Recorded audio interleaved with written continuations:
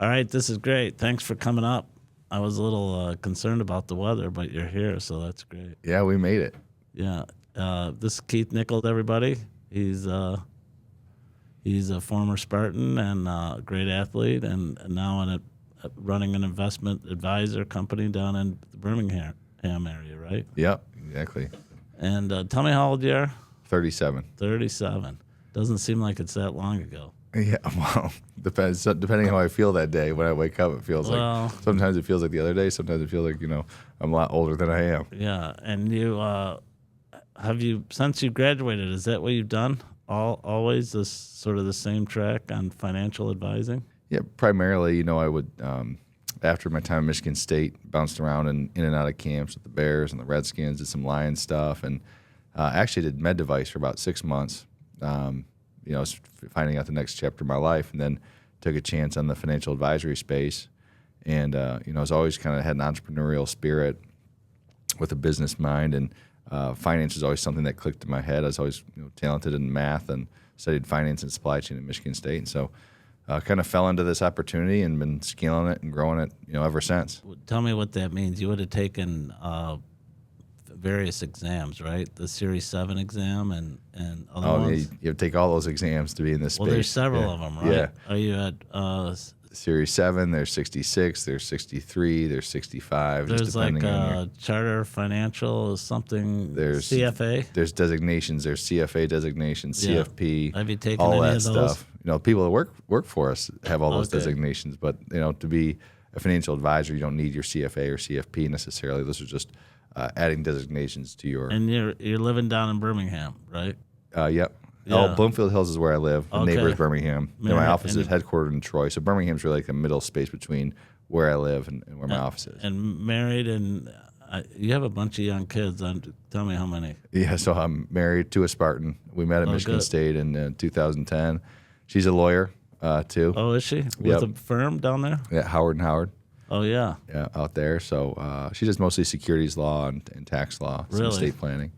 And we have 4 kids. My son, Sam, who's 6, then Gia, who's 4, Ariana, who's almost 3, and then my youngest is Vivian. She's turned 1. So 3 girls and a boy and 3 girls, yeah. Yeah, so I'm the opposite. Yeah. Yeah. We We just finished midwinter break down in Florida, and we're back here now. So, but you're living in sort of the center of it, right? I mean, if you were going to be in a happening place in Michigan, you're right there, right? Birmingham, Bloomfield, a lot of young people, a lot going on, a lot of big deals being done. Yeah, right? Birmingham, that whole area, Oakland County is a great place to, I think, raise a family and do business. We live in a very fortunate space and got lucky with that. Yeah, but I consider Lowell kind of a small town. Is that where you grew up? Lowell's a very small town. It's like the opposite. Well, just kind of. I mean, I can't even say it's on the outskirts of Grand Rapids because it's north 10 minutes, 20 minutes. Yeah, I from mean, the I highway. lived as close to Grand Rapids as you could, being a Lowell student, which is really neighboring Ada. Right. And that was 15, 20 minutes into downtown Grand Rapids. So there's kids that, if they go to Lowell High School, they still could be 30, 35 minutes from being downtown. And tell me, did you grow up on a farm, or what did your parents do? I mean, I think of that area as farming. Yeah, I had neighbors that had farms, and my best friends had some of the largest dairy farms in the state, and I remember growing up going to their house, and the thing is, if I stayed the night at their house, I had to get up and do chores at 5 a.m. Right. That was a part of the deal. How did they? Otherwise, you don't eat breakfast, or what? Yeah, they made it feel like it was going to be that. I don't know, but they just said these are the rules, and so we did it. But I grew up on 11 acres back home, and that wasn't necessarily like a lot of people that grew up on big acreages of land, and so if you get a half acre or an acre out where I live now, it's like having a lot of land. Yeah, it's possible. I think my buddy Fitz. I don't know if you knew Fitz. Yeah, he had a couple acres, and I mean it was rare, a big deal. Yeah, it was a big deal to be where he was. Yeah.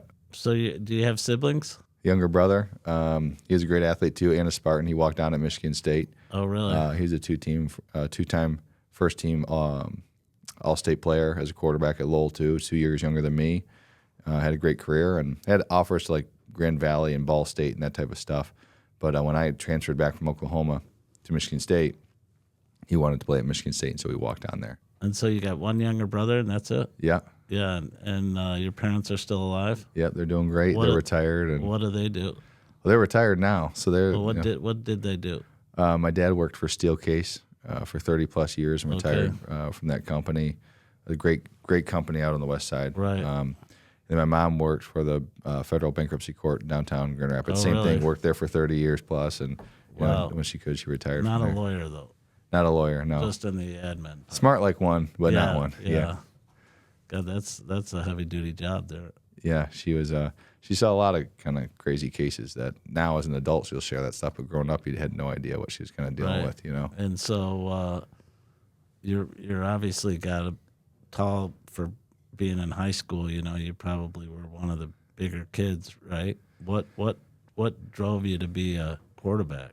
Well, I got this question asked the other day about how I ended up playing quarterback, and you know, I was fortunate that God gives you certain gifts. I could always run fast. I could always jump high. Had good hand-eye coordination. Everybody thinks they can run and jump until Yeah. you're actually on a field, right? Or Yeah, you're until it's time to run and jump. Well, everybody Yeah. at home, when you're growing up, you're a little kid, you think you're fast, you think you can do all this stuff, and then all of a sudden you're around other people who are running Yeah. and jumping, and you're like, oh man, I'm not. Yeah. So those are, as I got older, those are always skill sets that I was always far above and beyond my peers. And I could always run a little faster. I could always jump higher. My hand-eye was always there, a little quicker. And so all to be said, Lowell has a great tradition in football and in wrestling. So it's a tough town. When I played football, I was playing all the positions. I was a corner. I played D end when I was a little kid. I played running back. I did receiver. And quarterback, they put me in because they wanted the quarterback to run a lot. Never came off the field. Never came off the field. And so just found a lot of success at quarterback. And then I refined my skill set to actually throwing the football. I did a ton of work with my dad and coaches, and just over time became very talented as a thrower. So I had this combination of being able to throw the football really well with being able to run and be athletic. And that What's that like growing up in a small town like Lowell and getting sort of national attention? I mean, at some point you're being recruited by everybody, right? Yeah, so I was the first kid out of Lowell, I think, in 30 years to get a Division I offer. And so, all my biggest heroes when I was watching them play at Lowell, the older kids, they're going to Grand Valley, and those are great places. Those are hard places to get into. That's nothing. That's no stuff. State, Grand Valley, right? So those are my dreams. Like, hey, if I can go to Division II one day, it'd be awesome. Central Michigan was probably a big get back then. Totally. Right? Yeah. And so when I was getting all these offers from, USC, Florida, everywhere around the country, Oklahoma, Michigan State, Michigan, Notre Dame, it's a massive blessing, but you're also like, it's overwhelming. And letters pour in. Who do you call? I mean, you didn't have a high school buddy or somebody, even probably not even your coach had seen offers like that. That's the part that's hard, is you really don't have anybody to speak to or bounce ideas off of. You're just talking to your family, and then part of you is you are from a small town, so you want to remain humble about it, and you don't want to, anytime you bring it up, you don't want to think it's because you're boasting or anything. So a lot of it's kept internal, and it bubbles up, and it's very overwhelming. I got a lot of attention early, even my sophomore year, I was getting offered and things. Who would have been at Notre Dame then coaching? Do you remember? Charlie Weiss. Okay. Yeah. And Michigan State would have been Mark, right? Yeah. Well, no, John L. Smith was the coach at the time who offered me recruiting, and then I was graduating early, so this is kind of a crazy sequence of how things aligned with Michigan State and Oklahoma. I was graduating early, and they had just fired John L. Smith, so I didn't have a coach to go to at Michigan State. They were getting ready to hire D'Antonio, but they're not telling anybody who they're about to hire. That was a process, right? That's a process they got to go through. That was Mark Hollis and Alan Haller and that. It would have been Hollis. Haller would have been around, but he was not so much in the role. They had like a 3-person private committee and I think it was those 3 that went. It might have been. Luanna Simon, I think, was involved. Izzo, right, for sure. Izzo was like the liaison at Michigan State to me recruiting. He used to come and watch me play at Michigan State, and some. Because you played basketball too, or not? No, at Lowell. I mean, he would come to my playoff games and stand on the sideline and watch. And really? And that was like a big moment for me as an athlete, because Izzo's a walking legend then. Right. Going to a Final Four every year, pretty much at the time. Yep. He's standing on the sideline representing Michigan State. Tell me what year that would have been. 05, 06? Yeah, 06. 06. So 05 was the Chris Hill, Allen. Yeah, all those guys. Yeah. Drew Neitzel, all those guys. Drew Who- Neitzel was Drew a was a high hero freshman. of mine too. Yeah. Because he's a West Side guy in Wyoming. So watching him become a great athlete. Right. great Everybody player. knew about Drew when he was coming to Michigan yeah. State. Yeah. And it was like, oh, have you seen this guy dribble? And Yeah, shoot with both hands Yeah, and the whole yeah, thing. yeah, Just yeah. get 50 with either hand. so, but you don't end up coming here, obviously. Yeah, so I had a ton of recruitment, which I closed down early because I committed to Michigan State right after my sophomore year. To give you an idea of like how overwhelming all the recruiting was. Tell me what year that would have been. That would have been let's see, Graduated in when? 2005. Yeah, so I graduated in 7, so that would have been 2000, Okay. summer of So 2005. 07 was D'Antonio's first year, right? Yeah, the 2007 season And was his first. we had Brian Hoyer as our quarterback, I think. Yes. Yeah. Which I didn't look at as a down thing. That had nothing to do with the I decision. think it was only 1 year here. Yeah, so I looked at it like, hey, I'd maybe get the chance to redshirt, learn how to Right. do this thing. But really the genesis of not coming to Michigan State was not having a coach there Right. when I was getting ready to graduate. Michigan State football was fluttering at the time. We went in 4 or 5 games a season. And you listen to your buddies razz you around, your 5-star All-American quarterback. Why are you going to a school with no coach and hasn't won a Right. bunch of football games yet? So you can only hear that for 3 or 4 years before you start, your head starts to get on a swivel. And so anyways, Oklahoma comes knocking again. They just won the Big 12 championship game on a Saturday. Josh Heupel and Bob Stoops were in my living room on Sunday the following day just saying, hey, give us a chance. Come down and check us out. And at the time, Adrian Peterson's training for the combine. They don't have a starting quarterback, but they have their third-string corner is a 5-star kid out of high school. They're just loaded with talent. Right. And you're like, wow, this is a chance to be great and a chance to go play Stoops the next in level. his early career was dominant, right? Yeah, he's just a great coach. He's a lot like D'Antonio in a lot of ways. Yeah, they have a connection back in Ohio too. They know each other very well. Do they? Yeah. So, you decide to make the commitment. What kind of decision was that? It was brutal. The worst thing is I had to decommit from Coach D'Antonio, who had just gotten hired like the day or two, called a week afterwards while I was down there. I had to decommit to him, and I hadn't committed to him, but making that phone call, I remember shaking and calling, and I remember him saying, and I'll never forget this, and it taught me a lot about business too, is like, he goes, hey, we're disappointed that you're not going to be here, but if you ever want to come home, we always have a place here. And I never forgot it. And were you and Kurt the same age, same Yep. grade? Yeah. So Because he was from the West Side too, right? he's from Holland. And Yeah. I think he was set to go to Western until I was decommitted, and then that opened up the He was a late scholarship. Ed. He Yep. was a late ed, Yep. right? Yeah. Yeah.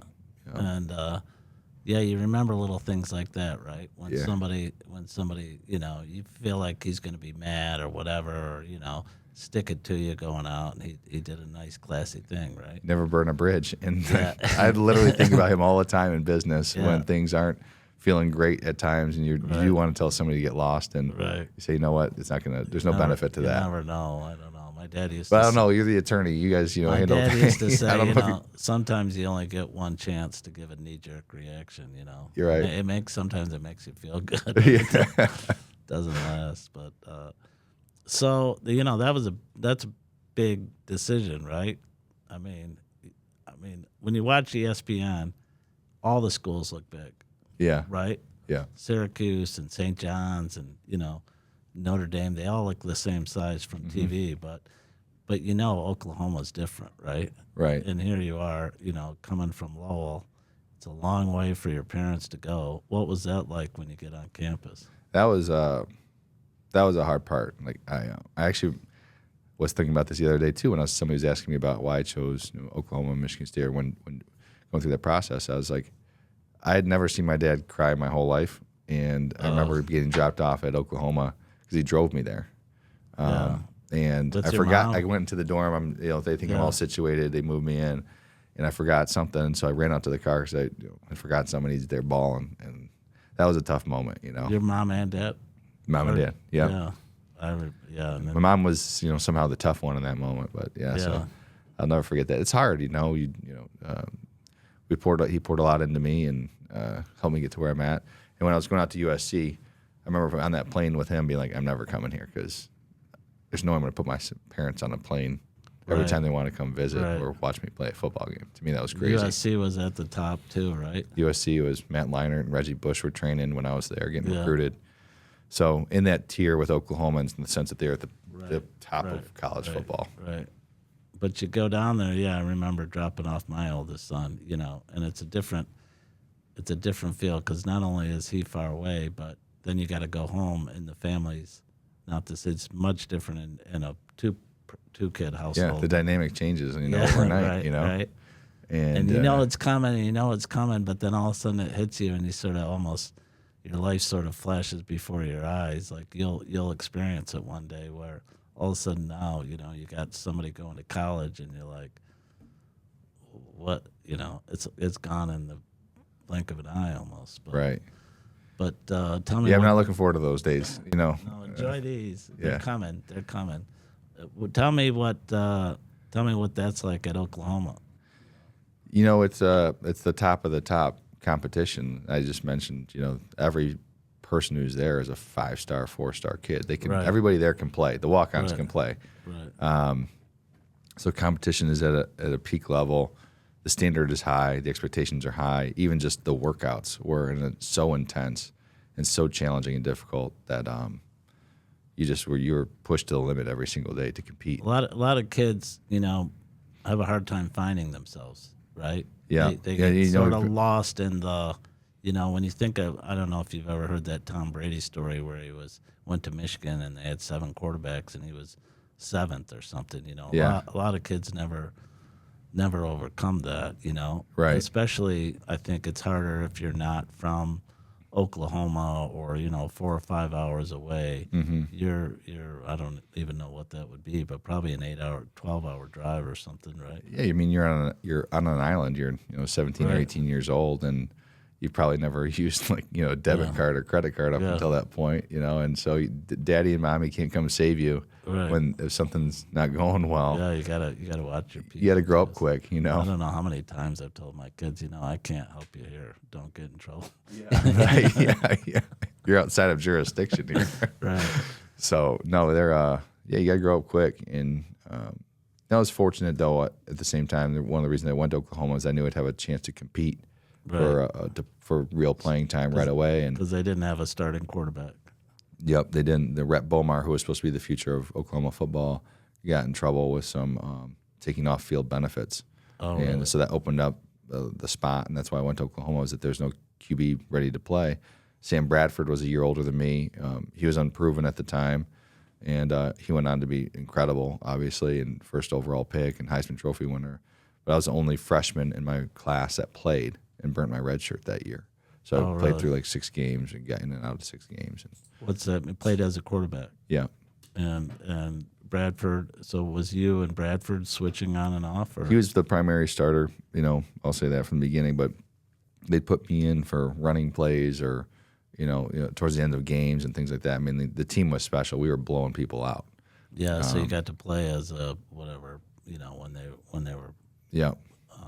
when the game was out of hand. Games are out of hand, or even just trying to mix me in, even when the game wasn't quite out of hand, but just getting me some feel for the game. Because he's, again, unproven, and he was young. He can get hurt, too. So they're trying to make sure that there was somebody with some playing experience, too. And did you know then that you'd want to study finance, or I don't know what it's like at Oklahoma? No, no, I did not know that I'd want to study finance. Like construction management was on my mind because that was a big thing there. I didn't know. You know. What? Tell me, what caused you to decide to transfer? So I'm sitting there now. Sam and I are in the same grade. He's a redshirt freshman, and I was a true freshman that had played. So now we're still the same grade. So I either redshirt the next year. So you were hoping for one of two things: one, that the guy leaves early, or he gets injured, and I don't like relying on either of those options. Right. And at the same time, you're 15 hours drive from your family in a place that's tries to treat you like home, but it's not home. And you can't really say, "Mom and Dad, come on down to this game," because you don't know whether you're going to ever play. You know, play. It's like it's a lot on everybody. And again, my heart was always in Michigan State. I was committed to Michigan State for almost 3 years. They just had a coaching change. Had that not happened, I would have been there from day one. And so my heart being at Michigan State, I had cousins at Michigan State. I always loved Coach D, for the record. When he was at Cincinnati, he recruited me, and Oh, I knew really? he was special there if he had the right platform. He gets to Michigan State. I see them progressing. I remember sitting in my room for the Fiesta Bowl, watching Mark Dell catch a touchdown in one of the bowl games, I think, against Boston College, and being like, man, that should be us right now. We should be teammates right now. That was Brian Hoyer. Yep. But that was Matt Ryan, right? I believe Or so. Boston College. Yeah. Yeah, because they won that game. Yeah. We lost it. Yeah. Right? Yeah. And so Yeah. I just remember being like, I kind of want to go home. I was talking to my high school coach about it, and he's like, why don't you talk to Coach D? And that was it. And it's different. I didn't need to take a visit. I knew what the campus looked like. Different today, right? Yeah. If you're going to transfer. Yeah. Oh, man. things have been a lot different had this happened, now. And so you come in 08? Is that when you come? 2008 was my first You're at season on campus. Yeah. Is that the year we lost to Central Michigan? 2009 was. Oh, okay. That was my Not first to year of bring up eligibility. the- No, it was bad. It was a painful one. Kirk and I were splitting time about 50-50. Because you had to sit out a year. You had to sit out a year when I transferred. So And I Kurt- redshirted 2008 and then and played Kurt- 9, 10, 11. And Kurt would have been the starting quarterback in Kirk, 08? Kirk and I had almost an identical story where we had a very heated competition all through camp. We're in the same grade now. Because remember, I didn't redshirt at Oklahoma, but I did now at Michigan State. Now he's a redshirt sophomore with me. Okay. Very heated. He takes the first snaps in the first game, and we were exchanging a lot It of was time. every quarter or something. Yeah, like we were that. alternating quarters, and But that wouldn't have been that. So your redshirt year at Michigan State, who was our starting quarterback? Was it? Hoyer. Oh, it was. So Was when I he? got to campus, Hoyer was still there. Oh, okay. So he had 2 more years left. He had 2 years of Yeah. starting behind after Drew and he Stanton left. had obviously a good career in the NFL. Yeah, great career. I don't even know if he's still playing. Yeah, I think he's I been think- around forever. I think he might have just retired. Yeah. like a couple of years ago. But I always admired Brian's, his intellectual capacity, his football IQ, his preparation, his intensity to be great, and my sense he would have followed been, Drew Stanton, who at the time was probably the most loved Michigan State quarterback in forever. And should have won that Michigan game. That's for sure. yeah, so He got injured, and he broke his helmet that game, I think, right? Did he? I don't know. He did something to his knee, and then they took him out. Michigan came back, and that was John L. Smith. Yeah. Man, you remember those? I remember losses. those. I remember sitting in the rain watching that game against Notre Dame that we let slip away. Remember that? Drew Stanton was there. 100%. But tell me, you would have been in high school, right? Mm-hmm. In high school, and I was getting recruited. I loved coming to Michigan State. I was coming to all the games, and He was done. John L. was done after that game. You Yeah. can't recover from that. that was a bad one. Yeah, and I loved coming to Michigan State basketball games. Like I'm telling you, my heart was here, at Yeah. Michigan State, and so when I had a chance to come back, I jumped all over it. So you redshirt, and now you're in another heated competition with Kirk Cousins, Yes. who you must have known because you guys were, Knew of, more so than knew him because he was again in Holland, which is call it an hour and a half away from my high school. But he played at Division 4 or 5, and I was in Division 2, so we never really crossed paths. never played against each other. You're not going to camps, or you are. They didn't. I think really, we were probably in camps at the same time. We probably didn't even know it. really. But he, and he'll tell you this too. I think his career blossomed, later in his career in his late junior year, and then in injuries senior year, I think, with his ankle. So he never had the recruiting enthusiasm behind him. Right. Where I had it from instantly my sophomore year, and a lot of hype and excitement. Did you through the guys win a process. state championship? We won it my sophomore year. Oh, you did. Yeah, Wow, that had to have been a highlight, huh? yeah, that was fun. Yeah, Who'd you beat? we beat St. John's. Oh, you did the Red Wings or whatever they Yeah, are. The Red yeah. Wings. And I think their quarterback was going to Eastern, and he's a senior, and a great competitor. And so that was a great cap to the season. Well, that would have been. Was that Class A then? Yes, so Division 2. Division 2. Yeah, Wow. And so you sit out a year, and D'Antonio is just coming into his own, right? yeah. I mean, D'Antonio, Because I he think beats Michigan, his second year, right? So 2007, 2007, he's showing like his standards being elevated. They're competing higher. Well, what was the Pride Comes Before the Fall? Pride comes before the fall. They was should have that probably won 08? that 2007 game. Yeah, well, And then- we tried. We had a final drive to win. Yeah. and we kind of whatever. It looked like interference Yeah. on one of the passes, but it wasn't like for a touchdown. It was, maybe a Keep the 20 drive going. Yeah, right. Keep the drive going. Yeah.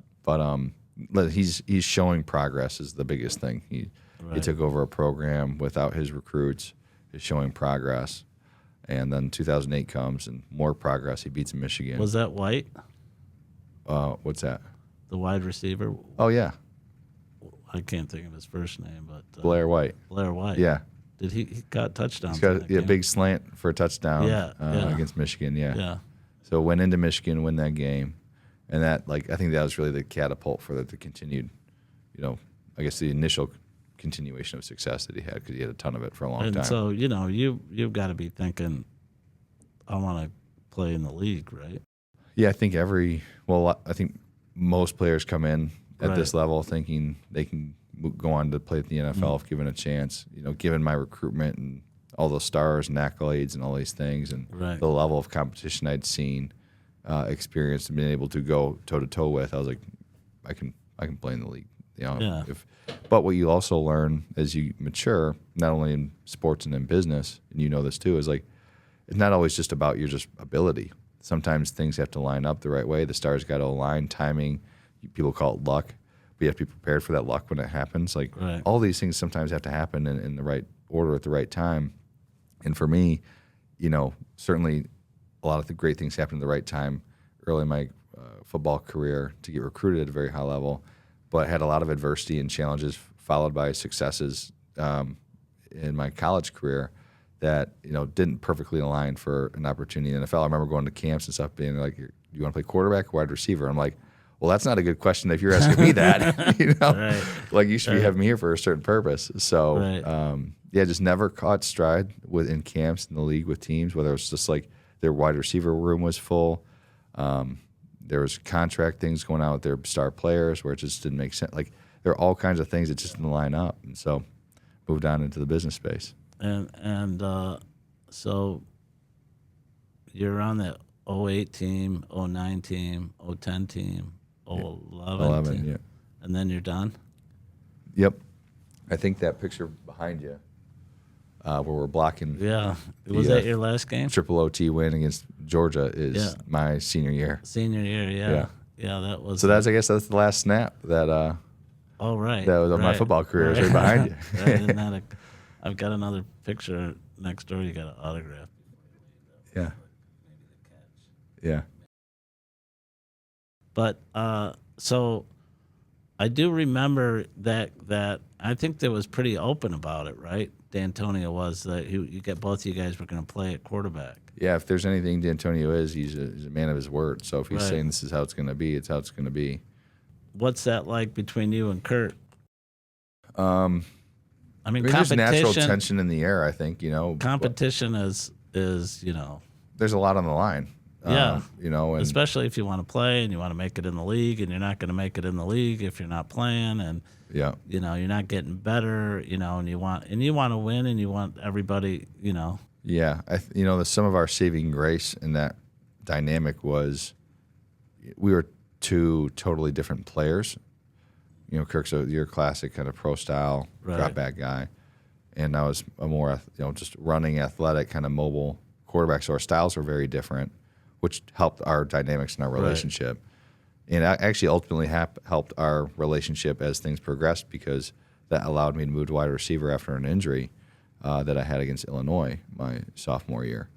And so we were able to, what was a tough relationship, but never contentious in the sense that we were going to divide a locker room. Right. We both just wanted to win. We were big competitors, Right. and we wanted to be the guy.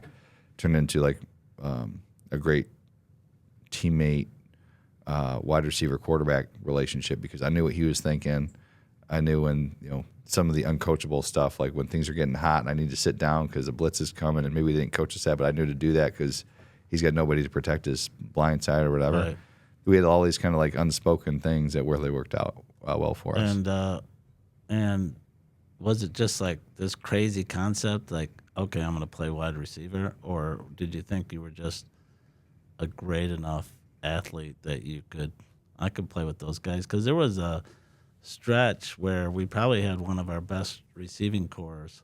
Yeah. We had Cunningham. I don't know if was Yeah. Cunningham on your team? So Mark Dell was in the same recruiting grade as us, but he didn't get redshirted. So Okay. but he was in the receiver room. Amazing career at Michigan State. Yeah, just a super talented kid. Great, just pure wide receiver, Right. like Mark was. B.J. Cunningham was a redshirt senior with me, and Keyshawn Martin, who I just admired the way he played. Like, he's so quick and fast. Crazy. Was sort of a slot guy, right? Yeah, and people don't realize how good his football IQ was either. Like, you talk to him, you might have a one perception, but then he's playing and you're talking ball, like he knew football. So it was the three of us or four of us, however you look at it. Had Blair White a little bit before that. Blair's really who kind of taught me like the priorities of the position, the route running, the fundamentals of blocking. Like, he's like, Keith, don't worry about it after the catch. Your ability will take care of that. Just catch the ball. That's all you got to worry about. That's all I ever focused on, and didn't have a lot of drops because of some of the things he taught me early on.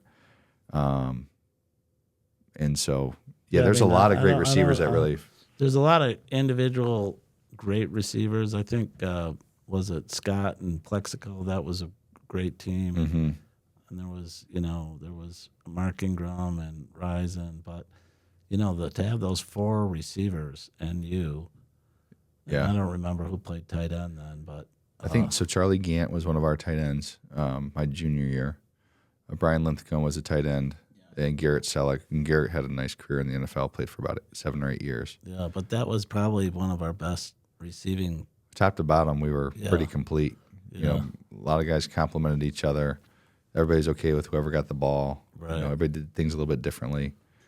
We had a nice core. And you actually are in a quarterback room, and then all of a sudden now you're in the receivers room, right? Yeah, it was kind of bizarre because I'd be in the receiver room primarily, but sometimes I'd get pulled in the quarterback room just to like get some basics down in the event of like catastrophe if you guys got hurt or something. Back up to somebody. I think going in my junior year, Andrew Maxwell was there. Oh, right. But young. So Kirk was there, of course. So I was in the quarterback room a little bit more there, back and forth, but primarily, of course, the receiver room. And then by the time I got to my senior year, I wasn't really around the quarterback room as much. Are you learning anything besides football from being in an organization like that from D'Antonio? I mean, you talked about the phone call that he made, Yeah, I think phone call you made to tell him you were going to go someplace else, but if you gave me 5-10 minutes to step back and really think and write all the life lessons I learned at the time and that have like helped me in business and in life, I mean, I could send you probably a full page as long as this table right now of things that I've learned. But sometimes whether he taught it directly or it's because he brought somebody in that taught us things. I remember one time a guy comes in to all of us, all these athletes who were trying to be pro football players. Right. And the guy's like, why would you want to be a pro football player? Why wouldn't you dream bigger and try to be the owner of the team and be the guy writing the checks? I'm like, yeah, like, why am I capping my imagination and what's possible here? I'm like, just saying I can do this when all these other things are possible.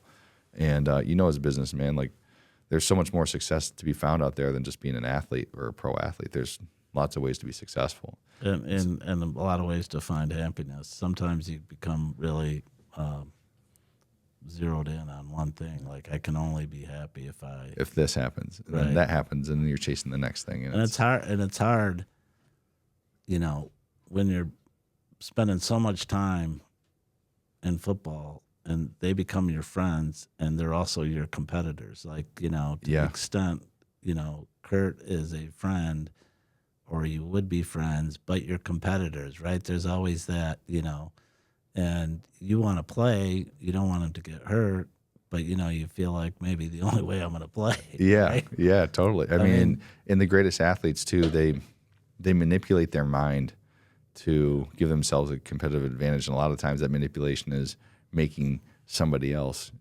who's, like you said, probably your friend and your teammate, Right. some sort of like enemy or some guy that you're fighting Yeah, against. man. Look at Kobe Bryant and Pau Gasol. I don't know if you ever saw that before, but he's talking Right. about how they're playing each other, I think, in the Olympics. Yeah, and he And runs he's into saying, I'm him. going to run through his chest. Yeah, And everybody's like, that's your teammate. He's like, I'm Yeah. gonna blow him First up. play, first Unless play. he set the tone on his teammate back in LA Right. in the Olympics because he wanted to win so bad. Made him his enemy for the day, and he's friends by night. And that's how these guys are wired. And so, you're part of that. I mean, that was sort of the romantic era of bringing back Michigan State football, right? I don't know. Did you feel it on campus and every? I mean, if you're watching Michigan State football growing up and you saw, Nick Saban in 2000, I don't know how old you would have been, but you would have been 10 maybe. So he was here in 95 to 2000 was the Yeah, so I would have been 2000. call it 7 to 10 years old. Yeah. So not enough to know who the head coach is and stuff, but enough to know who's good and who's Right. not good. But then we go through the Bobby Williams saga, and Bobby had some great moments. And then we have John L. Smith, which was, he won a few games, but lost some big games and kind of lost the team. I mean, Yeah. you're seeing the conflict of, I love this place, but it's almost like the Lions and everything, and the little brother comment. Whether you love it or hate it, it kind of is true, right? Yeah, you're just like they couldn't get it going, and they had Right. Saban here, greatest, probably can go down as the greatest coach in the history of college Yeah, football. college football. Maybe in all of football, Right. depending on how you want to look at it. Right. He's here, and he has things moving in the right direction, gets an opportunity, and goes elsewhere. So you're just looking at this place as like they have the pieces, they have talent, they just can't get that like leadership component, that consistency. Right. And when I was here, I saw Stoops and that consistency and what created success over there. I saw a lot of the similarities in D'Antonio when he was coaching, but just without the proof of concept yet. Like, Right. didn't have all the facilities yet, didn't have a ton of depth yet. There were guys that could play. Like, he's working towards that phase. And so I took a lot of pride in it. It's like, hey, we have an opportunity to really like establish the next generation, the next 10 years of Michigan State football if we do this right. And he had a lot of guys who could play football. Le'Veon Bell, B.J. Cunningham, Kirk, Trent Robinson, can you Darquez believe- Dennard, Trey Wayne, Yeah. guys that like weren't super heavily recruited. Can you These guys believe- can play football. Can you believe Le'Veon Bell? I mean, He's a two-star kid. I remember him coming here, and there's like Edwin Baker was a 5-star, and then there's 4-star Larry Caper in the same grade, I think, and Le'Veon was here. And I remember thinking to myself, I'm like, man, I don't know if you're ever going to play here, bro. We got like some players. Yeah. And then he goes on to be just an incredible running back, So to show you the development and the investment D'Antonio's staff and his team were willing to make, and not only identifying great players that were overlooked, but then pouring into them once they got here. Not only does he go from the bottom, right, but he leaves early. He leaves early. Yeah. I mean, he got good enough. I think we gave him the ball every single play. One season, I think he had 40 carries. It felt like in games. Yeah. And he shaves, and then he gets the NFL. And he's just the best running back in the NFL for a period of time. Yeah. So, not only are you playing football in college, which is it's a full-time job, right? Mm-hmm. I mean, it's 12 months out of the year, right? Yeah, it's 365. You got to train your body's always got to be progressing. progressing. The minute the season over, you start basically spring practice, right? Yep. You start training. So, I was in finance at Michigan State. It's not like something you can just walk through. No. I mean, you gotta. They have hard classes. Yeah. Right? And you probably took some accounting classes, right? Mm-hmm. You have to take econ classes. What's that like? And by the way, this is pre-pandemic, so they didn't have any online stuff. Yeah, right. Every major athletic department across all major sports is going to have incredible educational resources for guys like tutors, and so if you take advantage of all of that, it's more time, but you're alleviating a lot of like stress and energy trying to figure it out on your own. So I was somebody who, I am trying to be the best I can in football, and I'm obsessive about that. I go to every class, but then, there's homework to be done. I have tutors lined up to walk through those things and teach me and educate me and making sure I'm not making it harder on myself than I need to. They give you all the resources. It's up to you to optimize. Right. It's like they give you a weight room. Right. So you can either lift weights or not lift weights. It's kind of the same thing. So you did the tutoring. I did all that, took advantage of all the resources that I could, until, I didn't need them. But And you majored in finance, and what was the other? supply chain was my primary. So I was a supply chain grad, and I took a bunch of finance classes. I think at the time they weren't even able to minor for some reason, dual major or minor. Oh, is supply chain in the business school? Yeah. Yeah, and so, And that was the number one program in the country. And, right.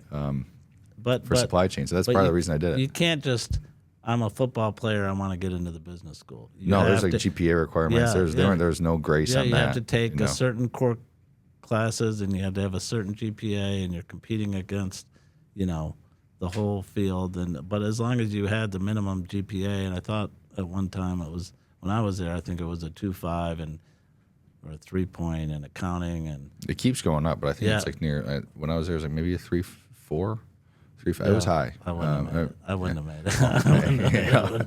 The stars aligned. Yeah, exactly. So that was something that was important to me, and I worked with, the team, the education team, and the athletic department, being like, "This is something I want to do. What do my grades have to be to get there?" And that's part of that's the nice thing about the Scandalaris is the tutoring and all that stuff is right there. Right? Yeah, the Clarabelle Smith Center. I've clocked a ton of hours in there. Yeah. And that would have been relatively new when you got there, right? Newer, yeah. Wasn't brand new, but newer. Right. Scandalaris was in the middle of being built when I got on campus. Right. And so, that 2010, 2011, that's when we really thought, hey, we might have something going. 10 was the turning point, Tell me what season. 9, we beat Michigan again, which is helpful. But again, we fluttered against Central Michigan. It was just kind of an odd year. What year was that we lost to Central? In 2009. So I think we went 6-6 or something. That's where you're maybe. still playing as quarterback, right? Yes. Yeah. But dislocated my elbow against Illinois about halfway through the season. They had Antonio Brown, and we went into overtime. Yeah. And they had that onside kick that took the perfect hop, and they grabbed it. To their credit, they put themselves in position to stay in the game and win the game, and they did it. But you had a question where. Come on, we gotta be. 2010 though, we go in and won a Big Ten championship. Went to Penn State, won that. Beat Michigan again. 2011, beat Michigan again. Who did you play in 2010? Who did you play in the? Was there a Big Ten bowl? There wasn't at the time. 2011 was the first Big Ten title game, so it was just regular season champs. Okay, and then 2011, did we play Wisconsin? In the first Big Ten title game. So, we had the Hail Mary that we won or beat them against in the regular season in a massive game. Yeah, that was a great team, that Wisconsin. Oh, they were incredible. I mean, if you looked at like the list of NFL players on both sides of the field, Russell Wilson was the quarterback. Russell and Kirk and they had a tight Monty end. Ball. They had a tight end there. That's coaching here. That's right. Yeah. Was it Cat? I can't remember, but Brian is his first name, maybe. Yeah. Big guy. I'm going to slaughter his name if I try to say it. So I'm going to save myself and him on that. But anyway. But we just had NFL players stacked up, first-round draft picks at corner. They had a bunch of guys. It was an incredible game. That first game was incredible, and they probably slightly outplayed us. They were up 14-0 for a little bit. Then we block a field goal or block a punt. We take that back, right? And then it was one of those games that you just had to stay. You don't know. Anything goes. To the end. Yeah. And when we were down early, it looked like, oh man. But then we kind of came back, and then we were hanging in. And I think was the game tied at the end? It was tied, and we were not. We were kind of fluttering, trying to get the ball to midfield. If you recall, I think Kirk got sacked and fumbled it, and they almost recovered it. On that final drive that we ended up throwing a Hail Mary on. We got that back. Dump it off to Le'Veon Bell, our boy. He takes us down to midfield pretty much, and we throw a Hail Mary with a couple seconds left. It was a night game. it turned into a night game. It was a 3:30 game, I think. Was it turned it? into a night game. It was a night game under the lights. And, College game days there, the whole thing. Yeah, it was electric. I mean, it was a different feel to it. And Wisconsin was rolling at such a level at the time that I think the consensus was that they beat us there because I think we were ranked 14th and they were 6th maybe, that they were going to go on probably to the national championship game. Like that was the feel of Wisconsin at the time. They were that good. And so we beat them in that moment. And then, we know we're going to probably have a rematch with them in the Big Ten title game, which if you ask me, they probably played a more complete game against us the first game.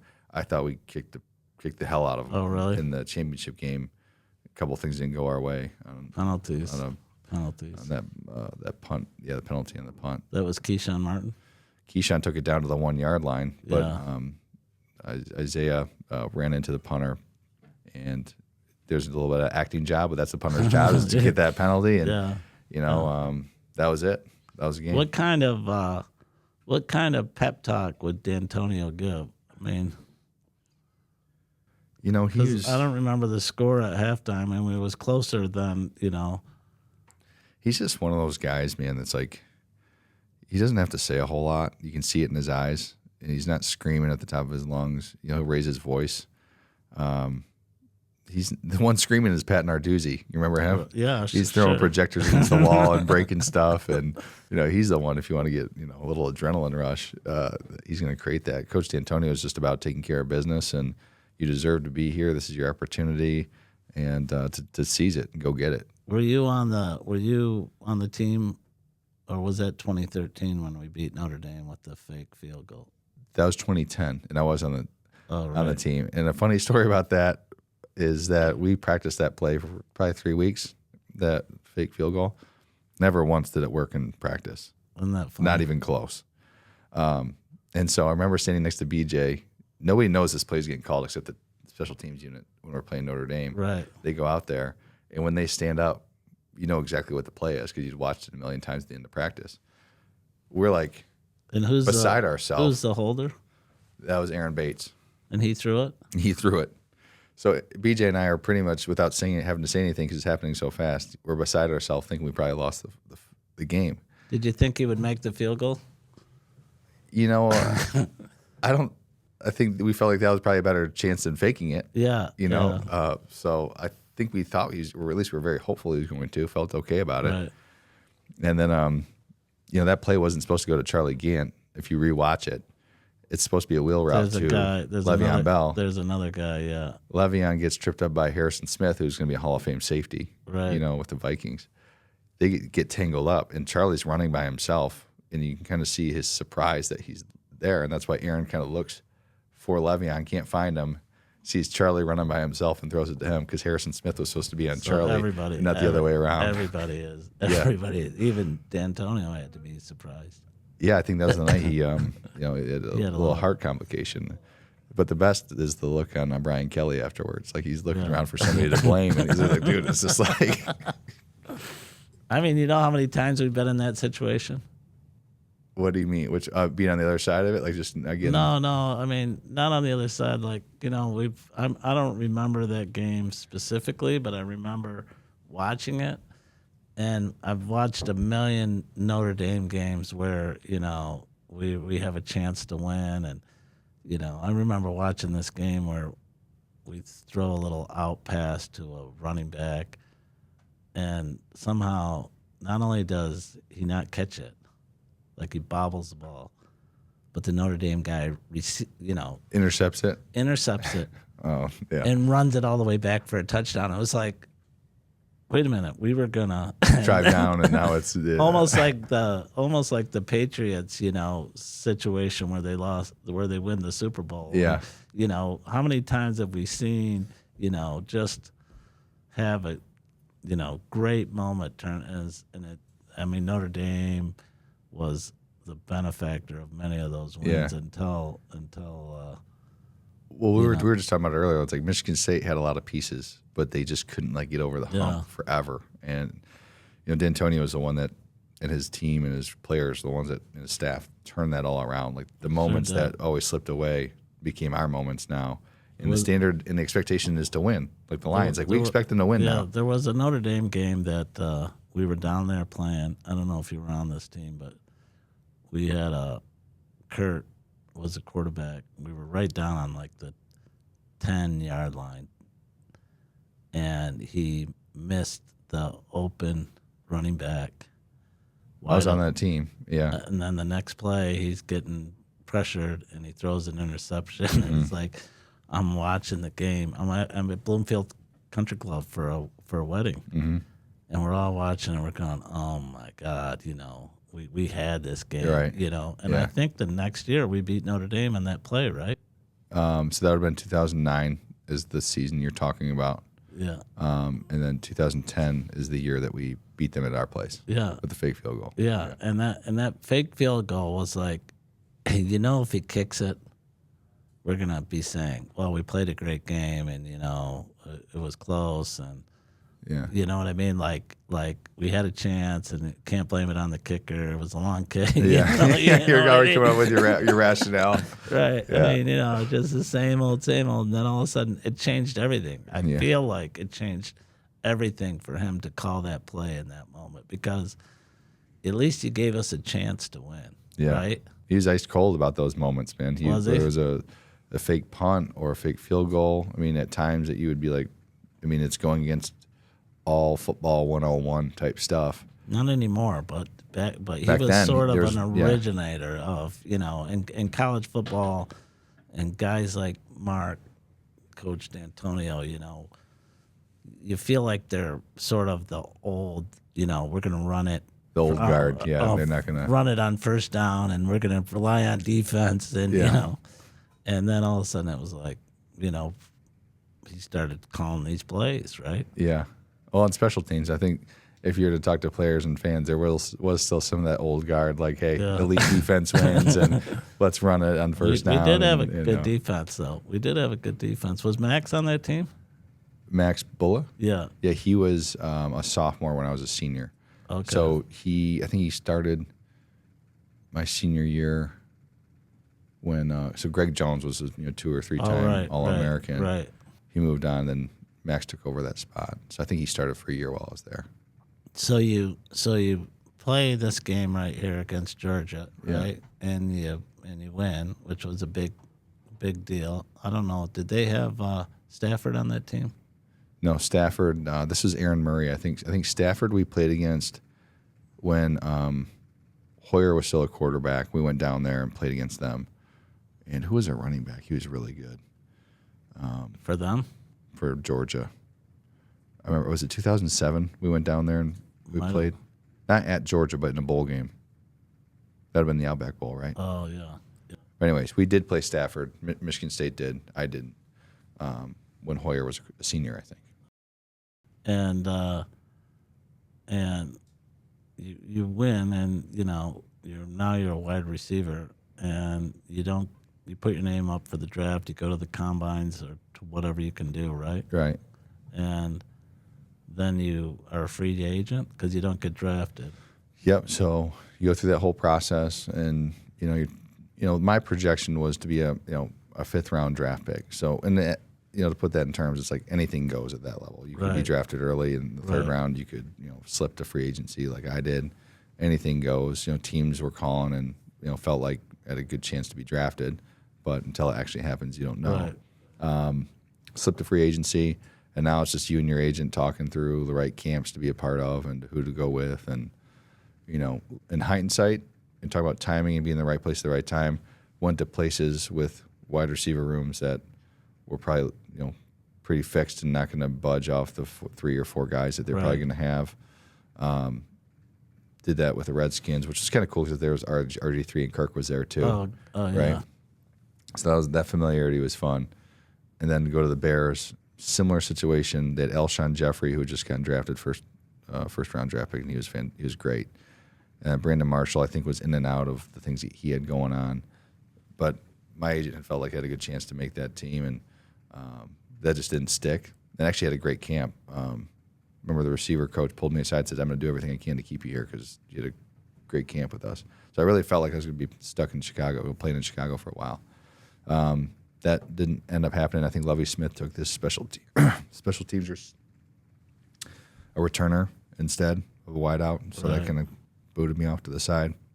And then did some camp with the Lions, and then some of what helped me, Andrew, was like I had context going into how this would play out because I had teammates that were older than me that went Right. through the process. And how the process really works from my standpoint is like you need to get either drafted or a free agent and stick with that team right away. Right. Any bouncing around is already a bad sign. And at least for me, I didn't want to be some journeyman NFL guy Yeah. sweating about There's getting not cut much every of a, other. There's tough future to hold on to. And back to that comment that presenter made to us in our team meeting that day about thinking bigger. To me, I was like, this isn't it. This is whatever this is, like playing in the NFL or a contract here is like not what I want in the end. Like if it happens, great, but there's bigger, better things to be done in Right, life and in right. business. So if it didn't stick, I already had made my mind up that like, But yeah, it's not like you had a trust fund, right? no. But I had,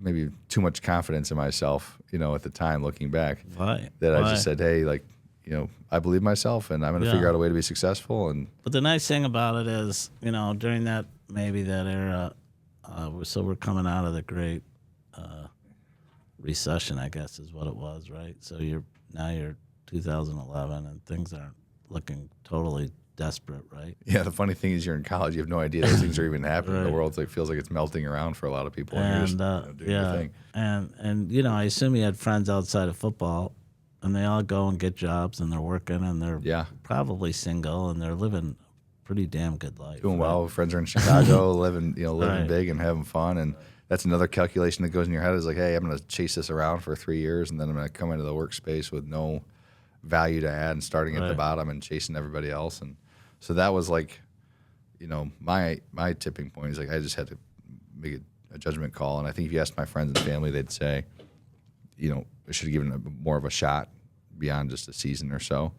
But I just had this conviction that there's something bigger and better out there. I mean, it's got to be fun. It's got to be something you like to do, and I'm sure it's great. But it's like if I'm playing around and I'm not playing good, it's a lot of work. Yeah. You know what I mean? If Well, you're it's playing, just a job pretty much at that point. yeah. I think If you're playing football and you're like you're not like everything is being scrutinized because you think I'm on the cut line, right? Yeah. I'm not whatever it is. I don't know, 55 guys in the NFL. You might be. I feel like I'm 58. I'm 59. I'm 60. I'm not Yeah. 45th guy, right? Right. It's got to be uncomfortable and uneasy Yeah. to some degree. I think, well, this being a businessman and owner of your company, it's like you forget how valuable it is to have control Right. over the circumstances in life around you. When you're in the NFL in particular, it's so different than just being an employee anywhere else. It's like things that you do or don't do doesn't even matter. Like it could be like your salary's too high and we need to get rid of you because Right. somebody we can get is equal to you but cheaper. There's things you can't even control, and you're just living on eggshells for however long, unless you're some mega contract guy. And outside of that, it's like haves and have-nots. Right. Right. So I have teammates that were in the league for 8 years that every time I talked to them felt like they were having an anxiety attack because they felt like they didn't know if they're gonna be on the team the next week or what was going on. So what do you? So you're not doing the football. How many years did you do that? A year or two? About a year and a half, I kind of kept my name out there Right. to do that. And then what? I did med device for about 6 months. Tell me what that is.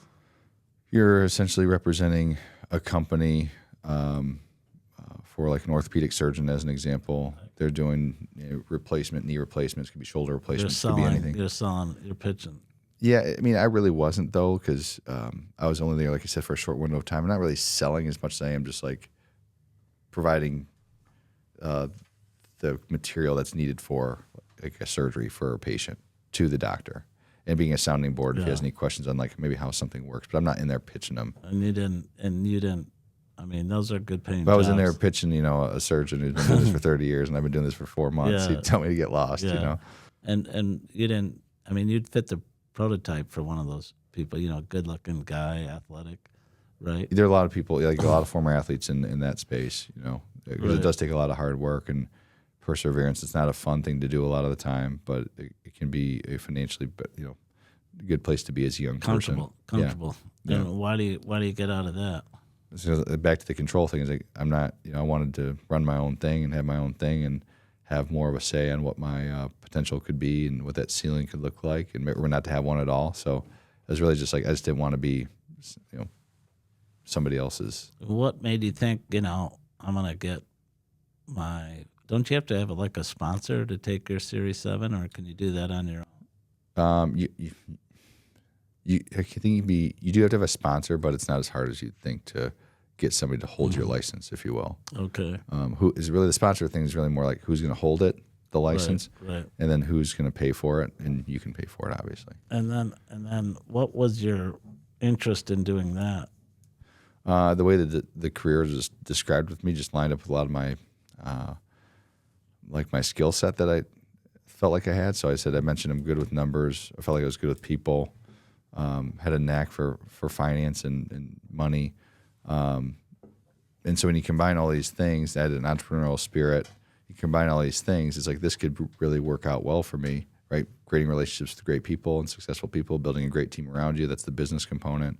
Understanding markets and finance and how those pieces work. Like this, I was like, this could be a great opportunity. So I went all in on it and never looked back. And about 11 years ago. Are you married at this point or not? Hoping to be at some point. We were dating because we were dating since 2010, my junior year. Yeah, that's what I mean. So another part of this is, you're going into. I was in a career that was very predictable and had a higher ceiling. That's the med device. Right. You're doing well early, and you're going to hopefully do well for a while. But there's a ceiling there on what that looks like. Or you go into something where there's nothing. There's no guarantees. It's zero. Eat what you kill. Eat what you kill, and you build it up with hopefully no ceiling. And is she your age? A year younger. And so she's in law school or getting ready to go to law school. Getting ready to go to law school, yeah. So there's a lot of women in particular, not picking. I was like, those risks are not appealing to them. Starting at zero when you're trying to get married and do certain things. But to her credit, she backed it and said, I believe in you. Do whatever you think, and yeah. And so tell me, you pass your tests, and then what? Yeah, you're client by client. You're building up your business. When did you start your own business? So I went fully independent, 3 years ago. I've been doing this for 11, like I mentioned. So I was with a company called Northwestern Mutual there in Troy.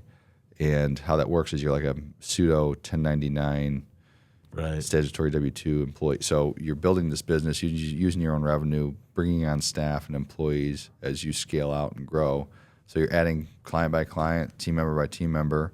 One of my best friends from Michigan State was a management consultant at A.T. Kearney. His name is Jake Raska, so he's a Michigan State grad. I brought him into this business because I thought he'd be great at it too. So he's kind of building his while I'm building mine. We're sharing some overhead. Is it mainly insurance products? So Northwestern is known for that, but when I got there about 10 years ago, they had made this big push into getting into what they called like balanced planning. So you're managing investments with insurance products and all these things. I always went in with it like I want to build an incredible wealth management business, and insurance was a complement to that. Right. So what I was really doing is learning all the sides of the business and building it around whatever I felt like my clients needed at the time. And of course, you have institutional pushes on like what they feel like you should be doing and all these things. And you try to manage that. But all to be said, you're building this business. My best friend's building it next to me. We go and buy a book of business and then go independent. So we went through an M&A deal. Tell me what that's like. Do you mind talking about that? No, not at all. So you find somebody, right? Yeah. Within Northwestern? I just call it partnering. It's a merger and acquisition, but it's a partnership. Yeah. One of the most successful wealth managers at Northwestern happened to be in our office in Troy. Okay. And he had built a great business, but large enough to where like he couldn't really pass it on or sell it to somebody 5-10 years younger than them because it's not going to make sense for their career. Right. So he needed to pass it to somebody younger, but they had to be successful enough and large enough to take that on. And so we had this two-headed monster kind of approach with myself and Jake in our combined business that we'd take this business over. How do you decide what to pay for it? Like, how do you? We go through an appraisal process. We take it to market, and go through our due diligence, our Q of E, the whole thing. What's that mean? Take it to market.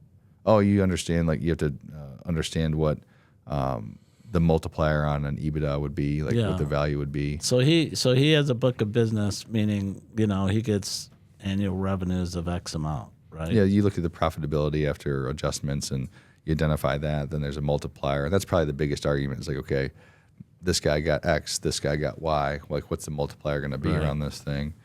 And it's worth a certain amount while it's at Northwestern versus it is independently. So we purchased it inside of Northwestern and then took it independent. Right. And so is it worth more once you go independent? Correct. If you can keep everybody? Yep.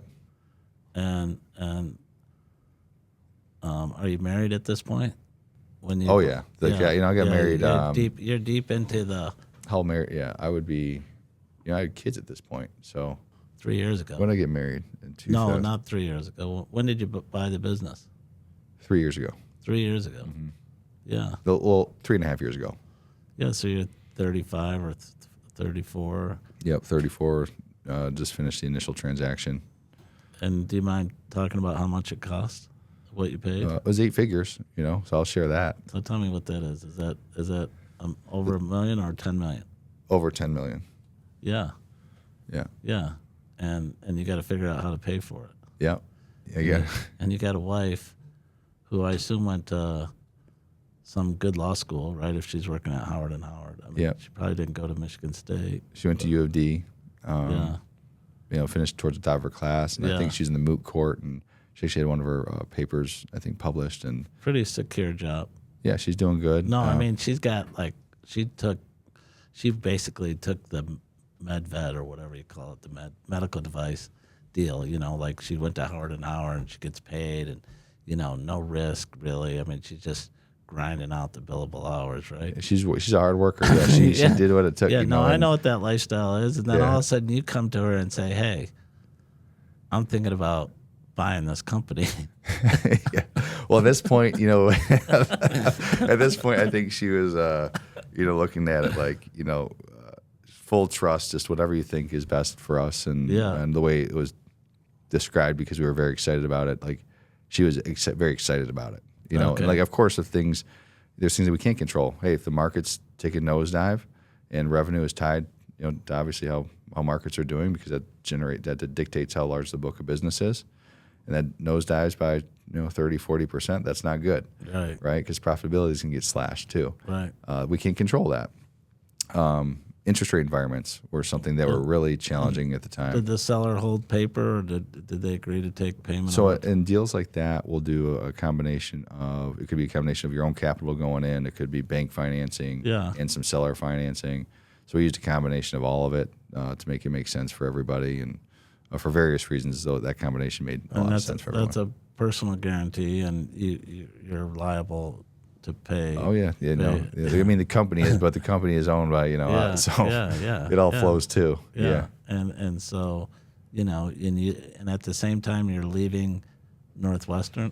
Well, the purchase was done internally at Northwestern, But the plan is, and then about 14 months later, we had exited Northwestern. and the plan was always to take it private, right? Well, in my head, I was like, I wanted to go independent. Like, that was a Right. goal of mine. I couldn't even tell you, but it wasn't too long into my career when I was like, I know I wanted to be fully independent at some point, and that was just a matter of how I was going to get there. So had this deal not happened, this merger and acquisition, this partnership, tell me- I would have left probably 3 years prior to that. I have a kind of an idea of what that means, but so Northwestern is a corporate structure where you're one of a million, what I'll call associates, but I don't know, they probably have a different term for it, right? Financial advisors. They have 13,000 financial advisors, Yeah. I think. And so you did, I assume, very well with them, right? Yeah, so I don't mind sharing this, but I think at one point my managing partner came to me and said, "You've officially had the most successful career of any advisor in their first 5 years at Northwestern history."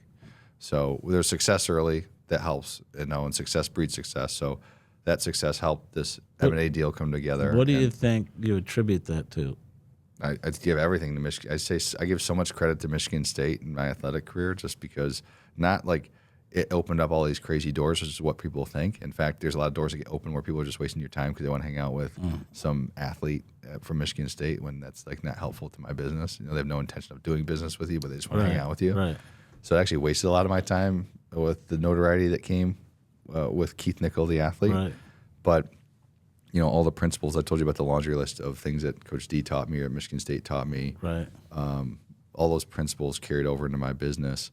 And there's a handful of connections that became clients that were Michigan State alums that transformed my life. Not only just in terms of like them becoming great clients, but like these are some of my greatest friends and mentors and people that I've learned so much about life and business from that have helped me in my business. So Michigan State, and I say it's given me everything. I'm telling it gave me my athletic career. It gave me my wife, my kids, lots of my business. Like I owe a lot to this school. Yeah, that's a it's a great perspective, especially now when we've gone through some probably the toughest times post 2018. With the athletic. I mean, yeah. But that's like anything in life. Like there's things go in cycles. People think they're going to live in this like euphoria of greatness for everything forever. Like, we're going to be great for periods of time. There's going to be times when things are tougher, and who sticks around when things are tougher are going to make sure those great times come back around sooner. But you're running, you're working as a financial advisor, and there's a million things that you don't have to think about, right? Yeah. You don't have to pay rent. You don't have to pay lights. You don't have to pay, payroll, I assume. Maybe some of it. But, a lot of those things you got to generate a certain amount of money to but now all of a sudden you decide I'm going to go independent and you got to find a place, right, to operate. And yes. You got to organize and structure and, hire people and fire people and a whole different ball of wax. And a lot of people think they want to be able to do that. And then they realize, well, what the hell did I just do? Right. Totally. There's, and to Northwestern's credit, they had this like pseudo, business owner model where, I did pay rent. I did do payroll. You cover some tech overhead things, but there's so many things that they took care of. Right. With like our CRMs and our trade desks and all these things that like now I have to think about being completely independent because we do every single thing top to bottom. They took a lot off our plate to be a great advisor. As a business person, I did learn a lot on how to operate and manage. I did have to hire and fire people while I was there to bring them onto my team. You learned a lot of that stuff. Right.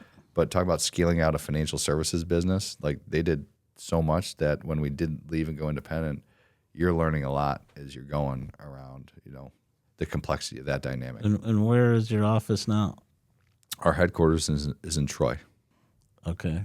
And how long have you been there since you left? Same spot since you left? So, we were able to stay in the same building suite and expand through that area that I was originally. Oh, okay. Yeah. And you pay rent, you don't own? No, I'd like to own. So if you got a nice property or something we can go in on, let me know. We have some common friends I've been talking to about that. I'm sure. But it's and the Birmingham, Oakland, Bloomfield area, like it's crazy. We were renting down there, and we thought we were going to get priced out of the market, and we wanted to be in Birmingham. Yeah. And we looked, and we actually signed a lease, and it was about 4,000 square feet. Yeah. So, I don't know. You have 20 people. I don't know what you have, about 8,000 square feet or something. It's less than that. We don't have the big 6,000. common areas that maybe you guys have and the big conference spaces that you guys have. But, you have a beautiful office in Birmingham. Yeah, so really nice location. The lease was conditioned on us, what it was going to cost to build out. And we got an estimate of what it was going to cost to build out from a guy, I'm blanking on his name, but Kelly. Okay. Anyway, it was too much money.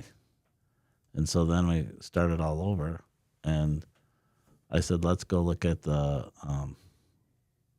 another building. And the realtor said, let me show you this other building down the street. Yeah. And we looked at it, and we bought it. And at the time, I was right in the middle of the pandemic. Oh, my God. You know what I mean? And I'm closing on this. I'm writing the check, and we bought it on land contract. And I'm thinking we couldn't be in the space because it was It was a dump. Okay. So we're buying this building. It was, I'll tell you, the price was $875. We bought it on land contract, and I'm thinking, what the hell am I, what am I doing? Yeah. Who knows whether anybody's going to need an office? And it turned out to be great, but Yeah. so I would tell you, not that you're asking for advice, as soon as you can buy, Yeah. No, it's Just- great advice. I got maybe it's just taking a gamble on something, but I don't know what the numbers were then relative to they are now, but like you go around Birmingham, Bloomfield, crazy. people want crazy numbers. crazy. People pay it because of their own 1031 exchanges or things they have going on from tax purposes or state. Like there's money flowing all over for these things. It's crazy. And that's good for you, right? When money's if their money's with us, it's good. So Matt doesn't help me to buy a piece of real so estate.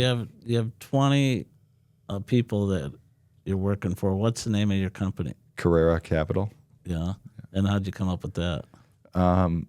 So to Jake's credit, he was the one that liked the name Carrera. We use this LA marketing firm that was trying to help us come up with names and logos and all that stuff. And that was something they threw out there. He jumped on that to his credit.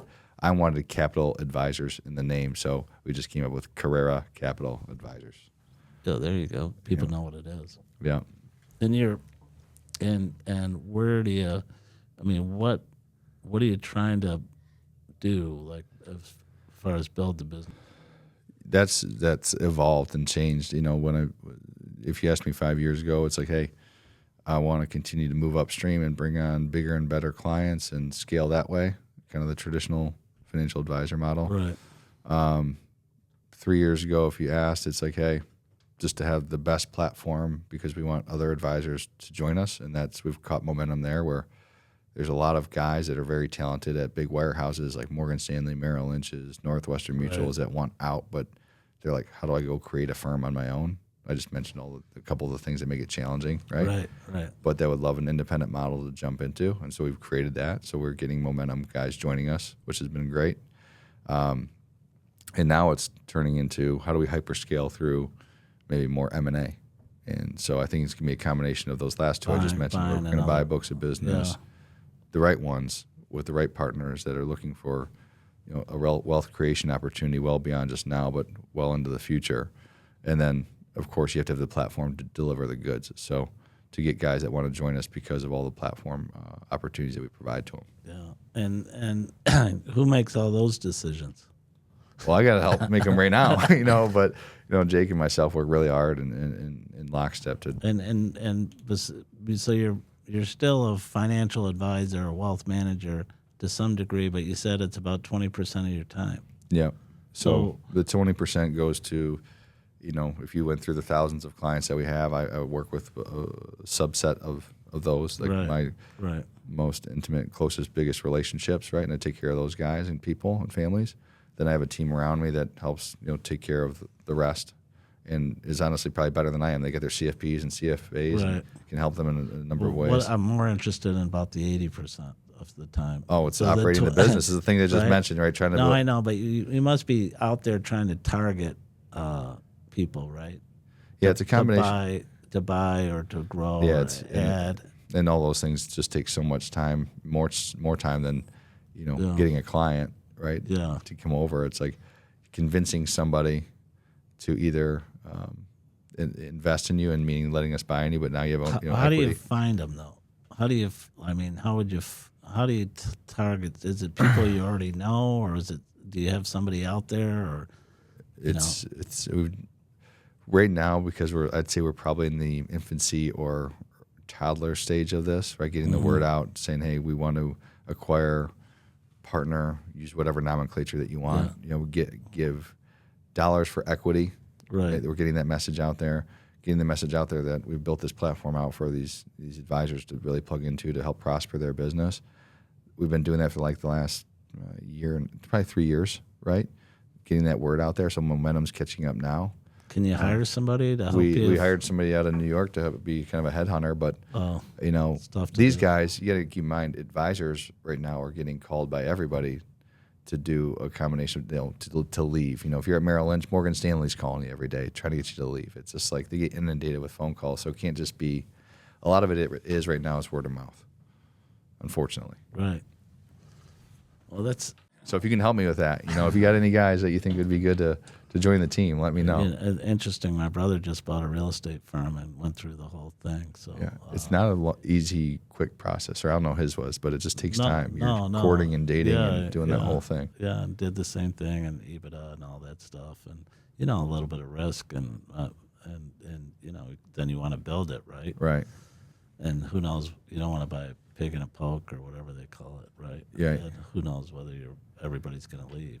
Yeah, I mean, it's helped in sports. Yes, things that I've learned in trying to hyperscale or grow a business. You can easily identify like people that are aligned with your vision and mission, and who are going to work as hard as you or have the same, moral compass or character attributes, whatever you want to call it. Like people that are going to be good fits with you and your team, given what you're trying to do. You can identify that pretty quick, like who's good egg versus bad egg, given what you're trying to accomplish. Let me change the subject a little bit. All right. All right. I'll come back to this in a minute, maybe. But tell me what you think of the portal. I don't mind NIL.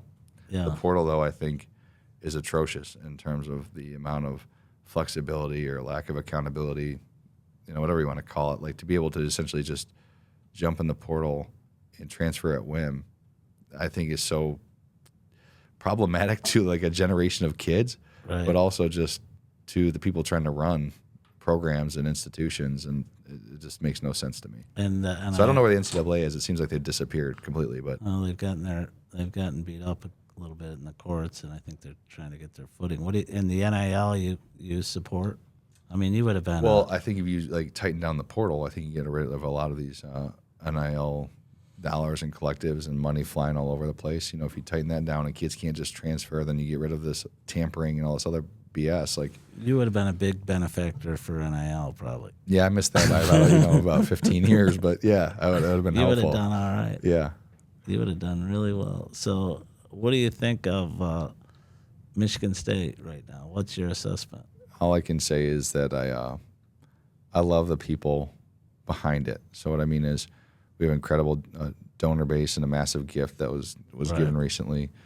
There seems to be a revival, not only from that, but because of Fitz being hired. I think when you talk about a guy of character and somebody's going to do it the right way and give us every chance to do it the right way and to win the right way, and now that we have the money to back him, because you do need the money. At the end of the day, you need money, right. and you need coaches who can recruit and get these players here. It's about players now. It's not about development anymore. Right. It's about we need players to play now. Money drives that, and your recruiting right. coaches drive that. So he has all these pieces now, and he's obviously a great coach with a great track record in terms of how to go out and win football games. I think we have the pieces of the puzzle. Now it's just a matter of we got a buzzsaw of a conference. You had Ohio State, Michigan playing well, Penn State, Indiana. I should have said them first. Indiana. Have you met him, Fitz? Have you met Fitz? Yeah, a bunch of times. Yeah. He's awesome. I've known him since I was at Michigan State. Coach D used to bring him around because he'd bring Tressel around, other guys around, just to see facilities and really shoot the shit a little bit. So he'd come and do our workouts, and I'd interact with him a little bit, say hi. And he's just like one of those guys that you can tell he's a football guy, but he's a high IQ guy, Northwestern, All-American.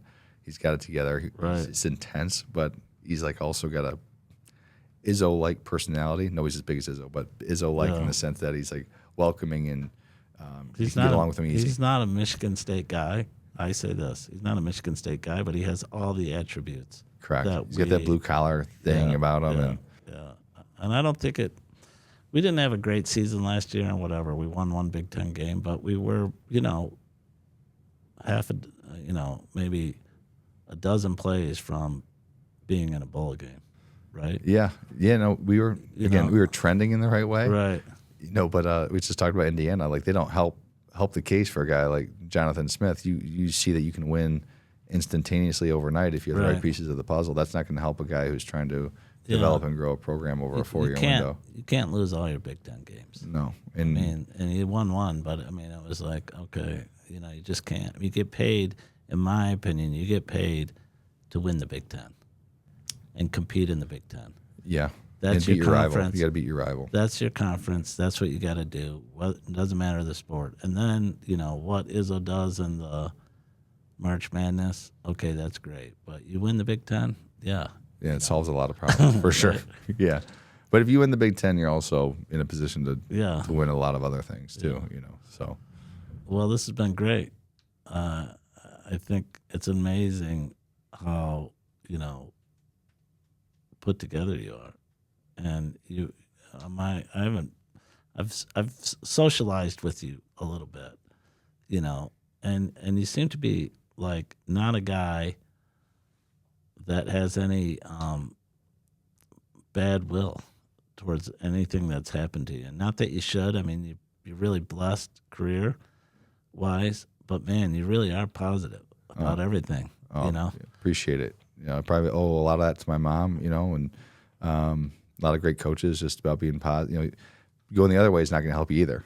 Being negative and pessimistic about things, you know, what you believe, you know, is essentially manifests itself.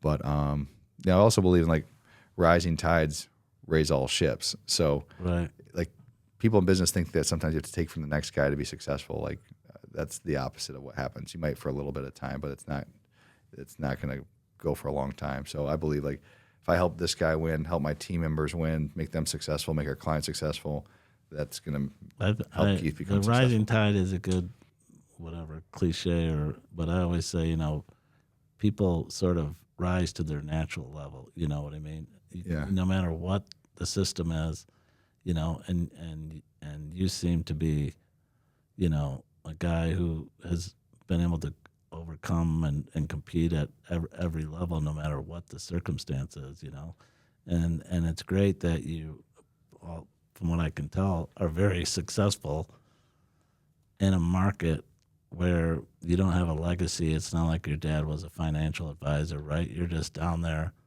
busting your ass, right? You didn't go Yeah. back to Lowell or Grand Rapids or, you know, and that's just great to see. And the fact that you think so highly of Michigan State, I mean, we need people like you out there pushing. Thanks. There's a lot of people out there like me. I promise you. Yeah, you know. there are. We live and die by it. You know, Yeah. I'm right here in the shadows, but you know, to hear you say everything, you know, I owe everything to Michigan State. And I just got back from Houston. I was with the golf team, and there's this thing that a guy does down there, a former golf team member, and the golf team goes, and then some supporting alumni, and it was the 25th year, you know. Yeah. And it's incredible how, no matter what happens, it's one of the most proudest things I've ever done is to say, yeah, I was on the Michigan State golf team. Yeah. No, I didn't play much. I was, you know. Doesn't matter. It doesn't Right? matter. You're at that level. And you get your teammates and you're part of something. I was on the golf team. So, Yeah. you know, and that's a legacy you have forever. And I appreciate you coming on. Yeah, This man. has been amazing. Thanks for having me out. Thank you. Yeah.